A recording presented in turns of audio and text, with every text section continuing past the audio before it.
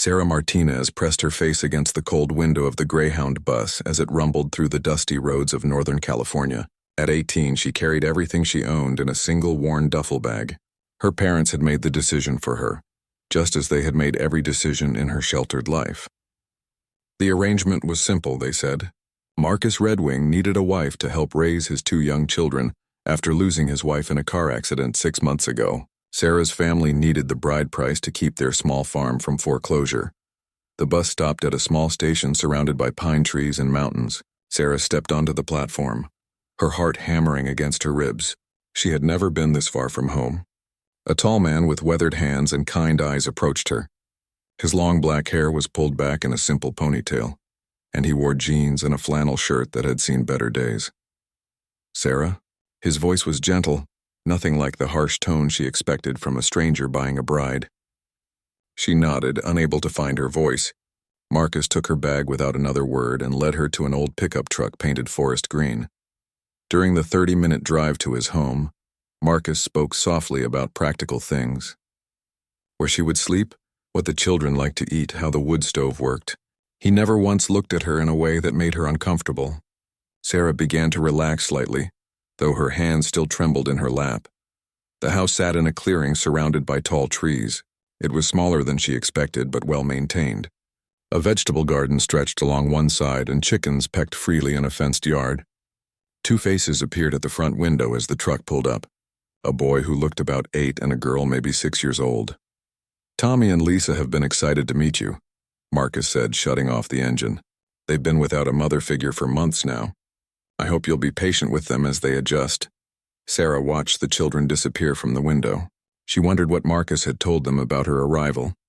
Did they know their father had paid money for a wife? Did they understand this was a business arrangement, not a love story? Marcus led her inside the modest home. The living room held comfortable furniture arranged around a stone fireplace.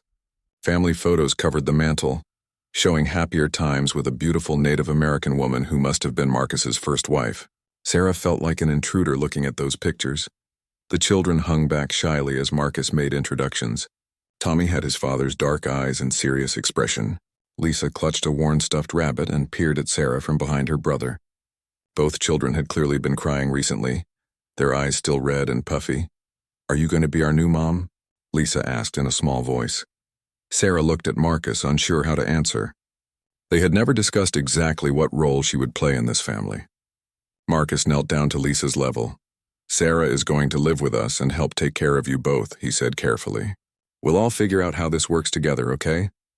The first evening passed quietly. Sarah helped prepare a simple dinner of rice and vegetables, while the children did homework at the kitchen table. Marcus chopped firewood outside, the steady rhythm of his axe echoing through the trees. Everything felt surreal, like she was playing house in someone else's life. After dinner, Marcus showed Sarah to a small bedroom at the end of the hall. It had clearly been prepared for her arrival. Clean sheets, a small dresser, and a window that looked out toward the mountains. She noticed there was a lock on the inside of the door. "You'll have complete privacy here," Marcus said, not meeting her eyes. "I want you to feel safe in this house." That night, Sarah lay awake staring at the ceiling. She could hear Marcus moving around in his room down the hall, probably unable to sleep as well. The children's rooms were between theirs, and she could hear Tommy talking softly to Lisa, comforting his little sister. Sarah had expected many things from this arrangement. She had prepared herself for a demanding husband who would expect immediate intimacy. She had worried about cruel children who would resent her presence. She had imagined a harsh life of endless chores and isolation. Instead, she found herself in a house full of grief and gentleness. Marcus treated her with respect she had never experienced from any man. The children were polite and eager to please. But something felt incomplete, like an important piece of the puzzle was missing. As she finally drifted toward sleep, Sarah wondered what secrets this quiet family might be hiding. Marcus seemed almost too perfect, too understanding for a man desperate enough to buy a wife from strangers. There had to be more to his story than simple widowhood and loneliness. 3 weeks into her new life, Sarah had established a routine that surprised her with its normalcy. She woke early to prepare breakfast for the family, packed lunches for Tommy and Lisa, and walked them to the school bus stop at the end of their long gravel driveway. Marcus worked construction jobs in nearby towns, leaving before dawn and returning around dinner time. The children warmed to her gradually. Lisa began following her around the house, chattering about her friends at school and asking endless questions about Sarah's life before she came to live with them. Tommy remained more reserved, but had started doing his homework at the kitchen table while Sarah cooked, occasionally asking for help with math problems. Sarah found herself genuinely caring for them both. She braided Lisa's hair each morning and helped her pick out clothes. She attended Tommy's baseball practice and cheered from the bleachers alongside other parents who assumed she was just another mom. No one questioned her presence in Marcus's life, though she caught curious glances from neighbors when they went to the grocery store together. Marcus continued to treat her with careful respect. He never entered her room without permission, never touched her beyond the occasional brush of hands when passing dishes at dinner. He asked about her day and listened to her answers with genuine interest. Sometimes she caught him watching her with an expression she couldn't quite read, but he always looked away quickly. The strange thing was how natural it all felt. Sarah had grown up in a chaotic household with parents who screamed at each other and showed affection through harsh words and criticism. This quiet, peaceful existence felt like something from a dream. But she remained cautious, waiting for the other shoe to drop. One afternoon, while cleaning Marcus's bedroom, Sarah discovered something that made her pause. Hidden in the back of his dresser drawer was a small wooden box containing letters. The return address showed they were from someone named David Redwing in San Francisco. She knew she shouldn't read them, but curiosity got the better of her. The letters were from Marcus's brother, pleading with him to reconsider his decision to live on the reservation. David wrote about opportunities in the city, about how Marcus was wasting his potential by staying in such an isolated place. He mentioned something about Marcus needing to stop punishing himself for things that weren't his fault. Sarah quickly put the letters back, her heart racing. What was Marcus punishing himself for? What had happened that made his brother so worried about him? That evening during dinner, she studied Marcus's face more carefully. She noticed things she had missed before. The way his smile never quite reached his eyes. How he sometimes stared off into the distance as if seeing something painful. The careful way he chose his words, as if afraid of revealing too much. After the children went to bed, Marcus sat on the front porch whittling a piece of wood, while Sarah cleaned up the kitchen. Through the window, she watched him work. His movements were precise and focused, but there was a sadness in his posture that made her chest tighten. She made 2 cups of tea and joined him outside.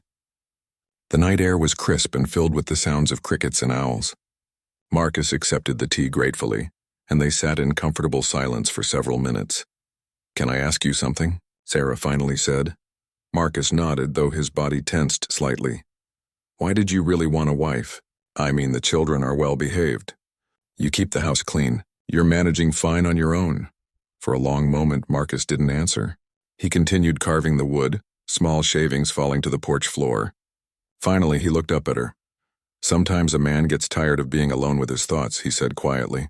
"Having another adult in the house helps quiet some of the noise in my head." Sarah sensed there was much more to it than that, but she didn't push.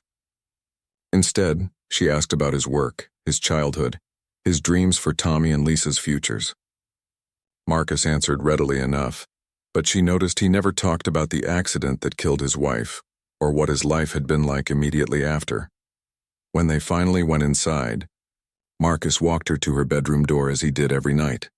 It was a small ritual that made her feel protected and cared for in a way she had never experienced. "Sarah," he said as she reached for the door handle, "I want you to know that I'm grateful you're here. Not just for the children, but for me too. You bring something to this house that's been missing." "What's that?" she asked softly. Marcus was quiet for so long she thought he wouldn't answer. When he finally spoke, his voice was barely above a whisper. "Hope," he said. "You bring hope." That night, Sarah lay in bed thinking about his words.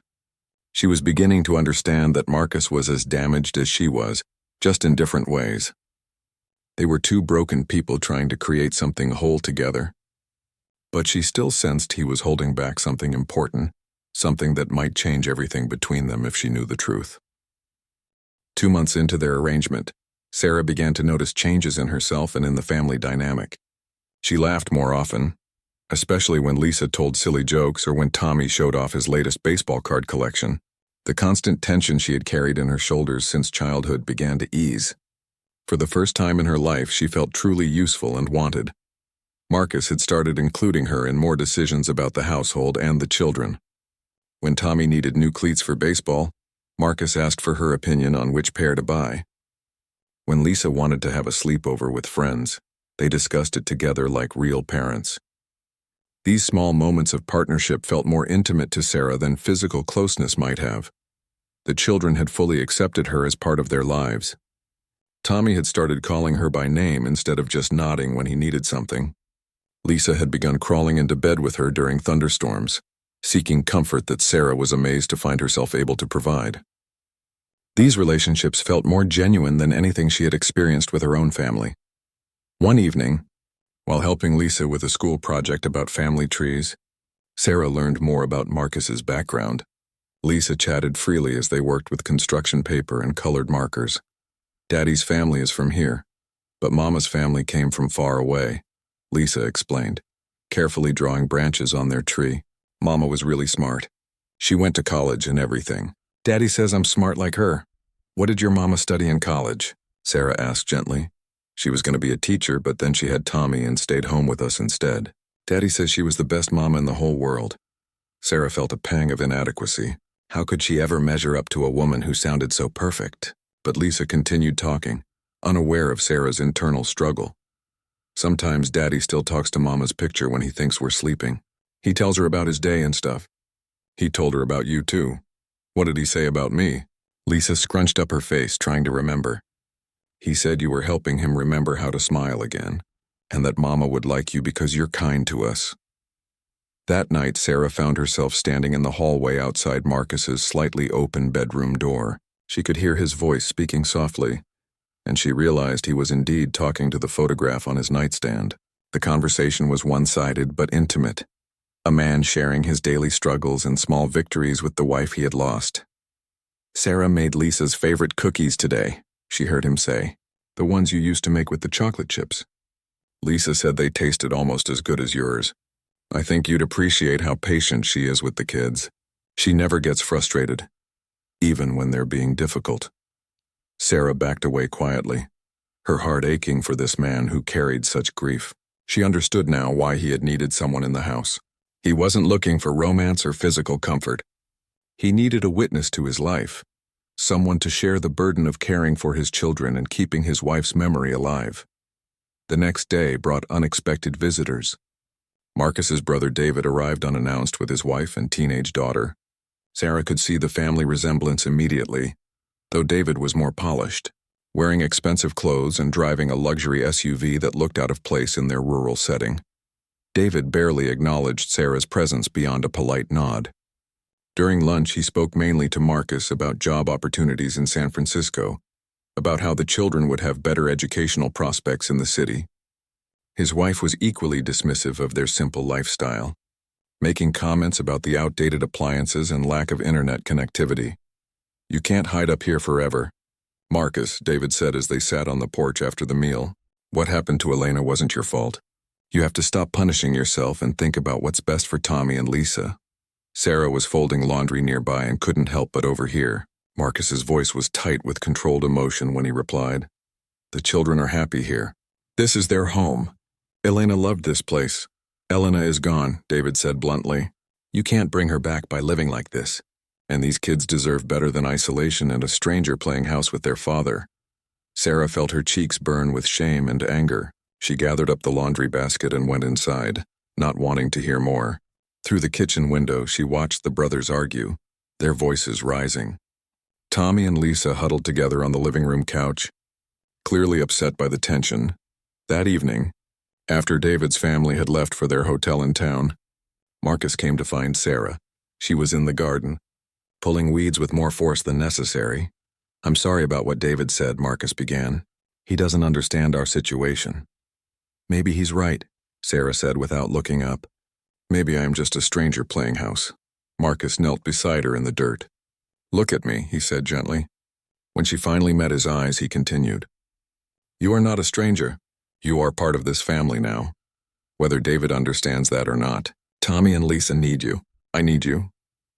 But you still love your wife, Sarah said, the words tumbling out before she could stop them. You talk to her picture every night. How can there be room for me in a heart that's already taken? Marcus was quiet for a long moment. When he spoke, his voice was thick with emotion. Love isn't a finite resource, Sarah. The heart doesn't work that way. Yes, I will always love Elena. She was my first love, the mother of my children. But that doesn't mean I can't care for you too in a different way. What way? Sarah whispered. I don't know yet, Marcus admitted. But I know that when I wake up in the morning, I look forward to seeing your face. I know that when you laugh, it fills something empty inside me. I know that you've brought light back into this house when I thought we'd live in darkness forever. That night, Sarah lay awake, thinking about his words.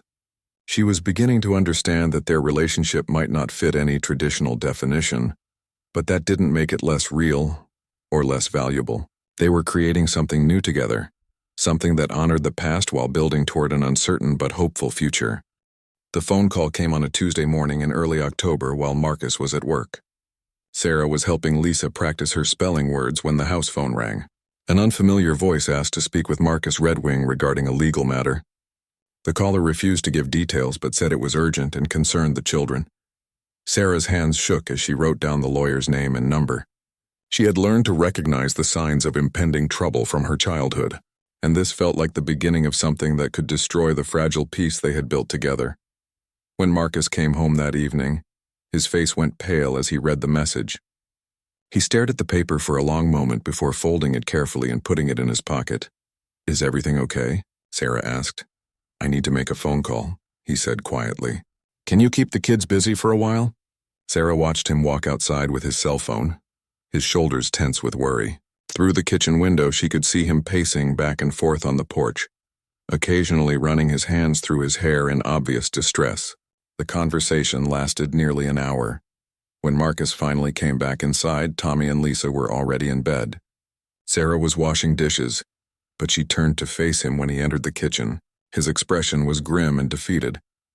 We need to talk, he said. They sat at the kitchen table with 2 cups of coffee growing cold between them. Marcus stared at his hands for several minutes before he began to speak. Elena's parents are filing for custody of Tommy and Lisa, he said finally. They've been threatening to do it for months, but I hoped they would leave us alone. Sarah felt her stomach drop. But you're their father. How can they take them away from you? Marcus's laugh was bitter. They have money, connections, and a team of lawyers. More importantly, they have ammunition against me that I never told you about. What kind of ammunition? Marcus was quiet for so long that Sarah wondered if he was going to answer. When he finally looked up at her, his eyes were filled with shame and regret. The accident that killed Elena wasn't just a car accident, he said slowly. We had been fighting that night. A terrible fight about something stupid, and she stormed out of the house. I was too proud to go after her, too angry to stop her from driving when she was upset. Sarah reached across the table to touch his hand, but he pulled away. There's more, he continued. Elena's parents never approved of her marrying me. They thought she was throwing her life away by staying on the reservation with an Indian who worked construction instead of using her college degree. After she died, they blamed me for wasting her potential and ultimately for her death. But that's not your fault, Sarah said. You couldn't have known what would happen. That's not how they see it. And honestly, it's not how I see it either. If I hadn't been so stubborn, if I had followed her and brought her home safely, she would still be alive. Marcus stood up and began pacing the small kitchen. They want to take the children to live with them in Portland. They can provide better schools, more opportunities, cultural advantages I can't offer. They have a case, Sarah, especially now.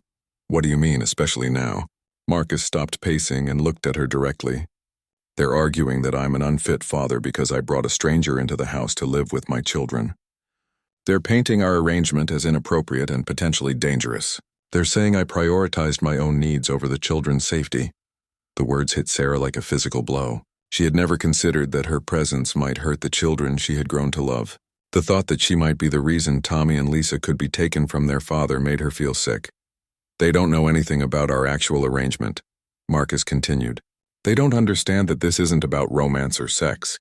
They see a widowed father bringing home a teenage bride and they assume the worst. Maybe I should leave, Sarah whispered. If my being here is putting the children at risk, I should go back to my parents. No, Marcus said firmly. That's exactly what they want. They want to isolate me, make me look unstable and desperate. Besides, where would you go? Your parents made it clear they don't want you back. Sarah felt tears threatening. The security and belonging she had found in this house suddenly felt fragile and temporary. Everything she had started to build here could crumble because of legal papers and other people's assumptions about their unconventional family. There's something else, Marcus said, his voice dropping to barely above a whisper. Something I should have told you from the beginning. Sarah braced herself for another revelation. The reason I needed someone else in the house wasn't just about loneliness or help with the children, he said. After Elena died, I started having episodes. Panic attacks, they called them. Times when I couldn't breathe, couldn't think clearly. I was terrified I might have one while alone with Tommy and Lisa, and not be able to take care of them properly. Marcus sat back down heavily. Having another adult here has helped enormously. I haven't had a single episode since you arrived. But if Elena's parents find out about my mental health struggles, it will be one more weapon they can use against me. Sarah stared at him, processing this new information. Everything made more sense now. Marcus's careful control, his gratitude for her presence, his brother's concerns about him hiding on the reservation. He hadn't just been grieving his wife. He had been battling his own mind. So what do we do? She asked. I don't know, Marcus admitted. The lawyer says we need to present a united front, show that our household is stable and normal. But how do we convince a judge that our arrangement is in the children's best interests when I'm not sure I believe it myself? That night, Sarah lay awake staring at the ceiling, listening to the sounds of the house settling around her. Down the hall, she could hear Tommy talking quietly to Lisa, probably trying to comfort his little sister who had picked up on the adult's tension. These children had already lost their mother. The thought of them losing their father, too, and being separated from the only home they had ever known, broke her heart. For the first time since arriving at the Red Wing house, Sarah questioned whether she had made the right choice in staying. Her presence was supposed to bring stability and help to this family. Instead, it might be the very thing that tore them apart. The first meeting with Marcus's lawyer took place in a cramped office above a hardware store in the nearest town. Sarah sat quietly beside Marcus as the lawyer, a middle-aged man named Jim Clearwater, explained their legal position. It wasn't encouraging. Elena's parents have hired a firm from Portland that specializes in custody cases, Jim said, shuffling through papers. They're arguing that the children would be better served in an urban environment with better schools and more resources. They're also questioning Marcus's judgment in bringing an unknown woman into the household so soon after their daughter's death. Sarah felt her cheeks burn with shame, but Marcus reached over and squeezed her hand reassuringly. What evidence do they have that I'm an unfit father? Marcus asked. Jim consulted his notes. They're pointing to your isolation from extended family, the children's limited social opportunities on the reservation, and what they're calling your impulsive decision to enter into an unconventional marriage arrangement. They've also somehow learned about your counseling sessions after Elena's death. Sarah saw Marcus's jaw tighten. Those were private medical records. Money talks, unfortunately. They're painting a picture of a man who's mentally unstable and making poor decisions that affect his children's welfare. The drive home was silent, except for the sound of tires on gravel road. When they pulled into their driveway, Tommy and Lisa ran out to greet them as usual, their faces bright with the innocent excitement of children who didn't understand that their world might be about to crumble. That evening, after the children were in bed, Marcus and Sarah sat on the porch trying to process what they had learned. The October air was crisp, and Sarah wrapped a blanket around her shoulders as they talked. Maybe we should tell the children what's happening, Sarah suggested. They're going to hear about it eventually, and it might be better coming from us. Marcus shook his head. Not yet. I want to protect them from this for as long as possible. But what if we lose? What if they get taken away without any warning? That would be even more traumatic. Marcus was quiet for a long moment. There's something else we could do, he said finally. Something that might strengthen our case. What? We could get legally married. Sarah felt her breath catch. What? Think about it. Right now, Elena's parents can argue that you're just some random woman living in my house. But if you were my legal wife, they couldn't question your right to be here or your role in the children's lives. Sarah stared at him. Are you proposing to me? I'm proposing a legal strategy, Marcus said carefully. It would be a marriage on paper, nothing more. But it would legitimize our arrangement in the eyes of the court. The idea both thrilled and terrified Sarah. She had grown to care deeply for Marcus and the children. But the thought of marriage, even a paper marriage, felt enormous and permanent. Would that really help our case? She asked. Jim thinks it might. It would show stability and commitment to the family unit. And legally, you would have rights as a stepmother that you don't have now. That night, Sarah couldn't sleep. She walked through the house quietly, looking at all the small changes she had made over the past few months. Photos of her and the children on the refrigerator, her coffee mug in the dish drainer. Lisa's artwork that she had helped create hanging on the hallway wall. This had become her home in ways she never expected when she first stepped off that Greyhound bus. The next morning brought an unexpected visitor. Elena's mother, Patricia Whitman, arrived unannounced while Marcus was at work. Sarah opened the door to find an elegant woman in her 50s, dressed in expensive clothes and radiating disapproval. I need to speak with you, Patricia said without introduction. Sarah invited her in, though every instinct told her this was a mistake. Patricia looked around the living room with critical eyes, taking note of the worn furniture and simple decorations. You're very young, Patricia observed, settling onto the couch uninvited. I'm 18, Sarah replied, perching nervously on the edge of a chair. Do you have any idea what you've gotten yourself into? Patricia asked. These children have been through tremendous trauma. They don't need some girl playing house with their father. I care about Tommy and Lisa, Sarah said quietly. I'm not playing anything. Patricia's laugh was cold. You care about them? You've known them for a few months. I've loved them since the day they were born.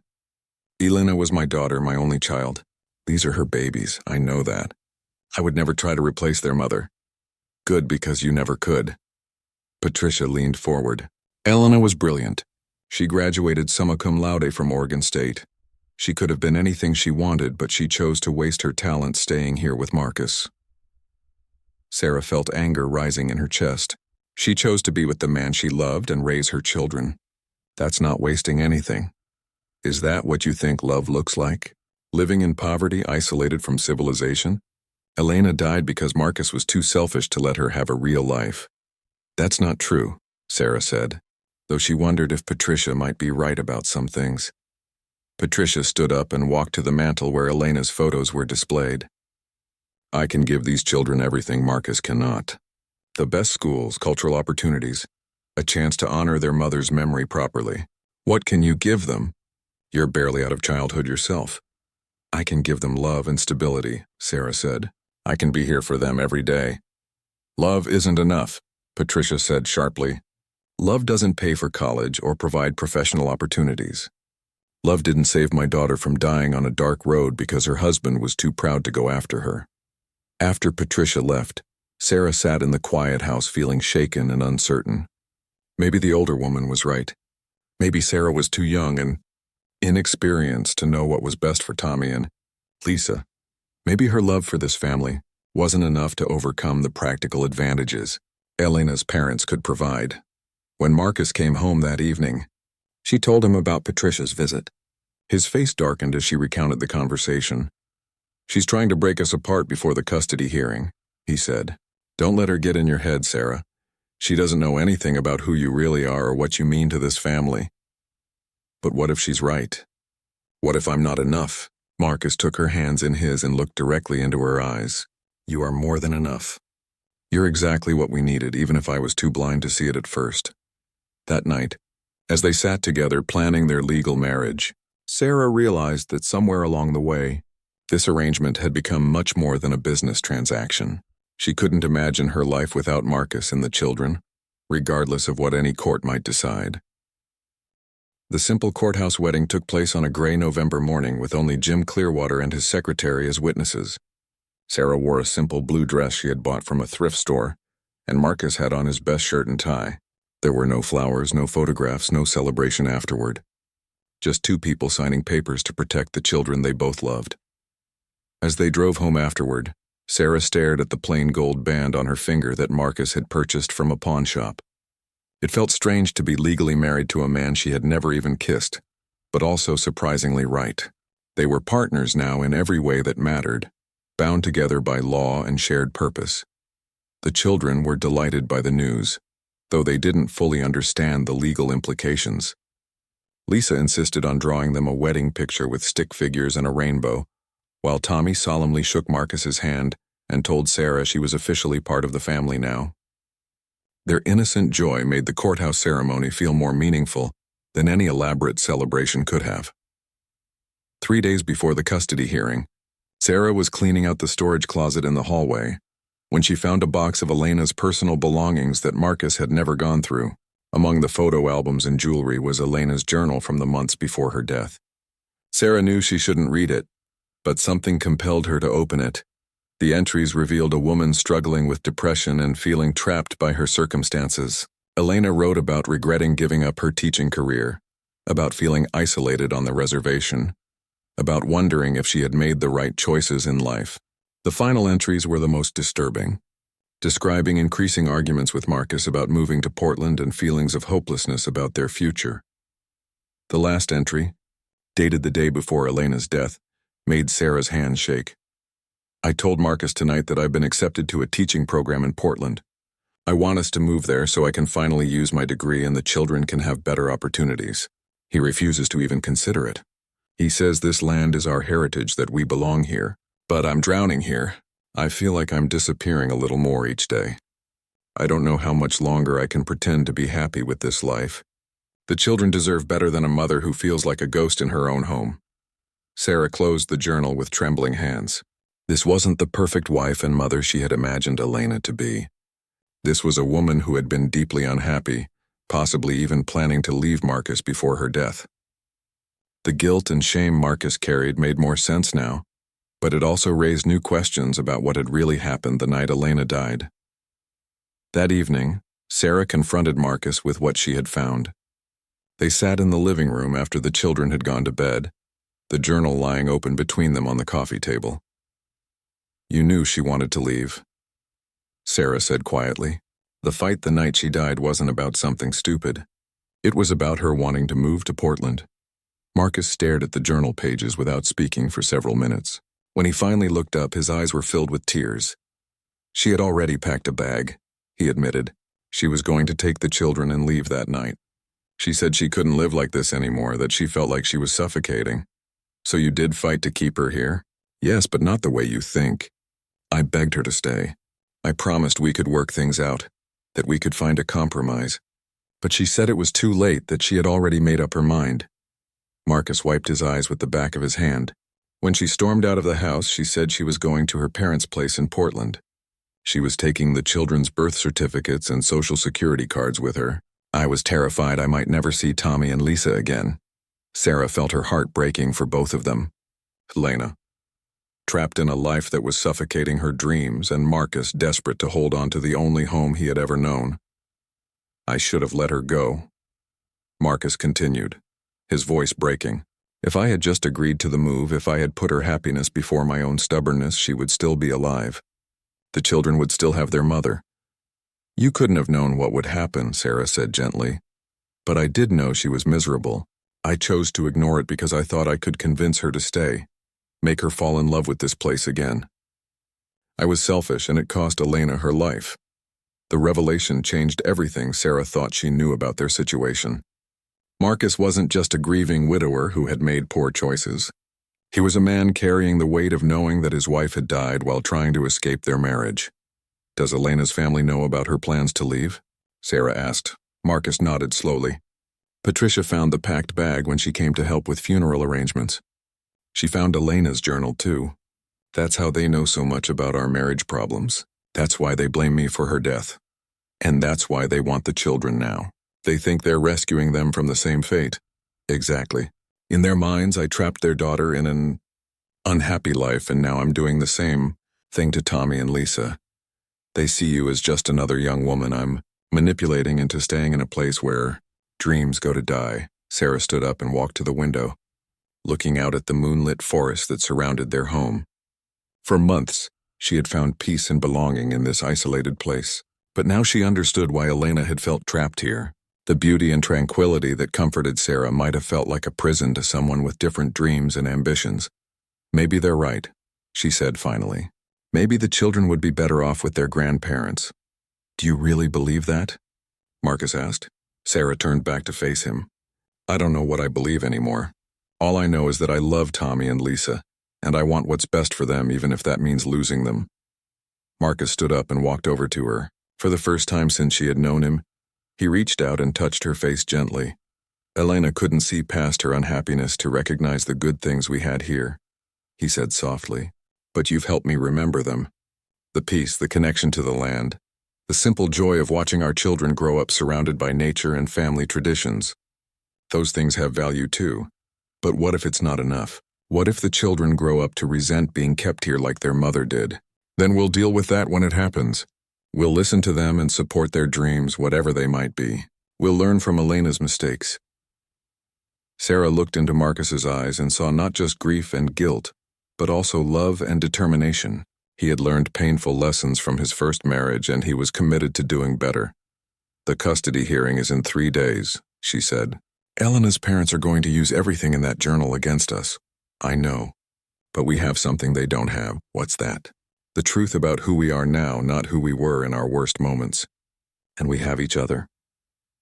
For the first time since their courthouse wedding, Marcus leaned down and kissed Sarah softly. It was gentle and tentative, but it felt like a promise of something real growing between them. Whatever happens in that courtroom, he whispered against her forehead, I want you to know that bringing you into our lives was the best decision I've ever made. You saved us, Sarah, all of us. That night, as Sarah lay in bed thinking about the upcoming hearing, she realized that the secret Marcus had been hiding wasn't just about Elena's unhappiness or his own guilt. It was about his fear that history might repeat itself, that he might lose another woman he cared about to the limitations of their isolated life. But Sarah wasn't Elena, and their relationship was built on honesty and choice rather than expectation and compromise. Tomorrow they would face Elena's parents in court and fight for the right to keep their family together. Whatever the outcome, Sarah knew she had found where she belonged. The courthouse was smaller than Sarah had expected, with worn wooden benches and fluorescent lights that buzzed overhead. She sat beside Marcus, their hands clasped tightly together, as Elena's parents entered with their team of lawyers.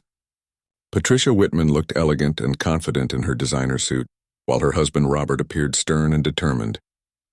They barely glanced at Marcus and Sarah, focusing instead on organizing their files and documents. Judge Martinez was a middle-aged Hispanic woman with kind eyes but a no-nonsense demeanor. She had reviewed all the case files beforehand and got straight to business after, calling the court to order. The Whitman's lawyer painted a devastating picture of Marcus as an unstable father who had trapped their daughter in an unhappy marriage and was now repeating the pattern with a vulnerable teenager. They presented Elena's journal entries as evidence of Marcus's controlling behavior and emotional neglect. They argued that the children deserved the educational and cultural opportunities that only their grandparents could provide. Your Honor, the lawyer said, these children have already suffered the loss of their mother due to their father's selfish decisions. They shouldn't be forced to suffer further by being raised in isolation by a man who refuses to prioritize their well-being over his own attachment to a piece of land. When it was their turn, Jim Clearwater presented a different narrative. He called character witnesses from the community who testified about Marcus's dedication to his children and his growth as a single father. The school principal spoke about Tommy and Lisa's academic progress and emotional stability since Sarah had joined their household. A neighbor described the positive changes she had observed in the family dynamic, but the most powerful testimony came from an unexpected source. Dr. Rebecca Sawyer, the counselor Marcus had seen after Elena's death, took the stand with permission to break doctor-patient confidentiality. Mr. Redwing came to see me in the months after his wife's death, she testified. He was struggling with severe grief and guilt, as many surviving spouses do. What impressed me was his commitment to working through his issues rather than hiding from them.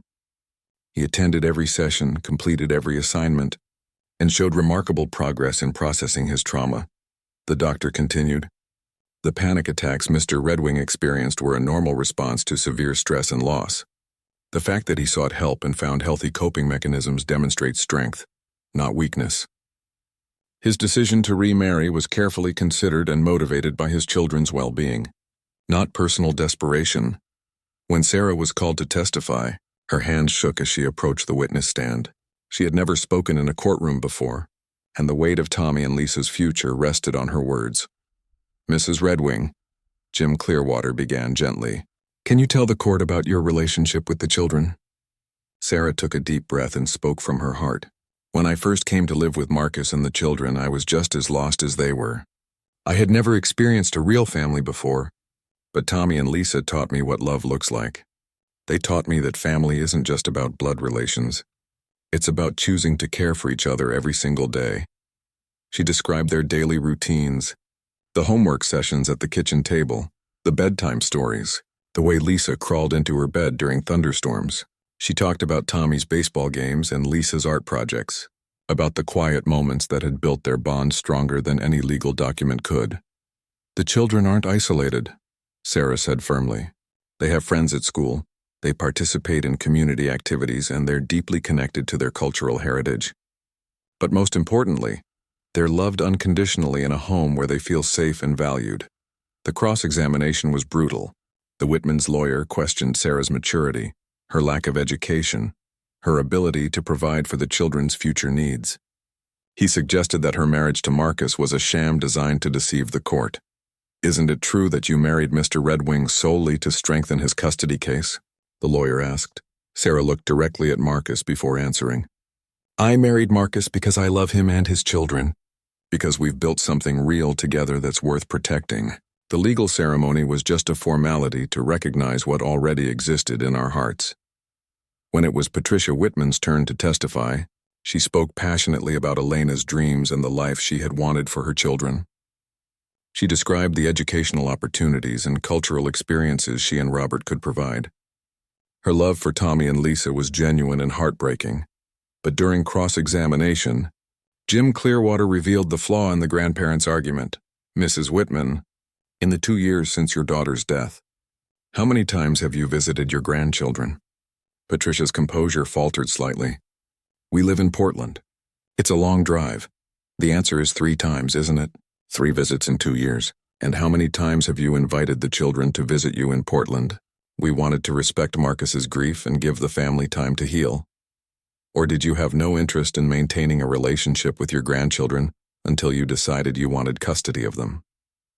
The most dramatic moment came when Tommy was called to testify. Judge Martinez spoke gently to the 8-year-old, explaining that she just wanted to understand what would make him happiest. "I know Grandma and Grandpa love us," Tommy said, his voice small but clear. "But this is our home. Sarah helps me with my math homework every night, and she comes to all my baseball games. Daddy is teaching me how to fix things and how to take care of the land like Mama wanted us to." "What would you like to see happen, Tommy?" the judge asked. "I want to stay home with Daddy and Sarah," he said simply. "Lisa needs her stuffed animals and her garden, and I don't want to leave my friends. We're happy now. We weren't for a while after Mama died, but we are now." After all testimony was heard, Judge Martinez announced that she would take the case under advisement and issue her ruling within 1 week. The wait was agonizing. Marcus threw himself into work while Sarah tried to maintain normal routines with the children, though both Tommy and Lisa sensed the tension and clung to her more than usual. The call came on a Friday afternoon. Judge Martinez had ruled in favor of Marcus retaining custody, but with conditions. The Whitmans would have extended visitation rights, including monthly weekend visits and longer summer stays. The children would participate in counseling to help them process their grief and maintain their connection to their mother's memory. Most importantly, the judge ordered that Marcus and Sarah attend family counseling to ensure their marriage was built on a solid foundation and that the children's needs remained the priority. "The court recognizes that Mr. Redwing has made mistakes," the judge's written ruling stated, "but also that he has demonstrated growth and commitment to addressing those mistakes. The children are thriving in their current environment, and disrupting their stability would not serve their best interests. However, ongoing professional support will help ensure that the family continues to heal and grow together."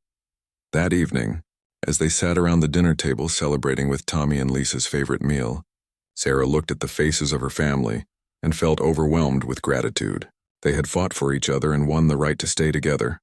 Later, as she and Marcus tucked the children into bed, Lisa grabbed Sarah's hand. "Are you really going to stay with us forever now?" she asked.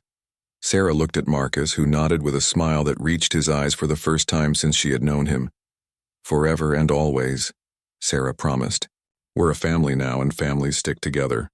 6 months later, as Sarah helped Lisa plant vegetables in their expanded garden, while Tommy practiced baseball with Marcus in the yard, she reflected on how much their lives had changed. The court-ordered counseling had helped them all process their grief and build stronger relationships. The visits with Elena's parents had become easier, as everyone learned to focus on the children's happiness rather than past hurts. Marcus still talked to Elena's photograph sometimes, but now he also talked to Sarah about his dreams and fears.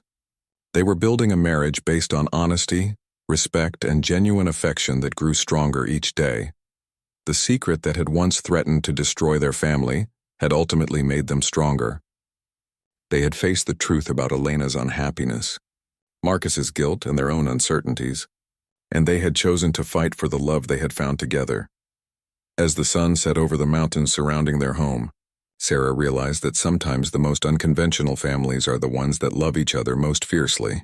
They had started as strangers brought together by desperation and circumstance, but they had become something beautiful and real and permanent.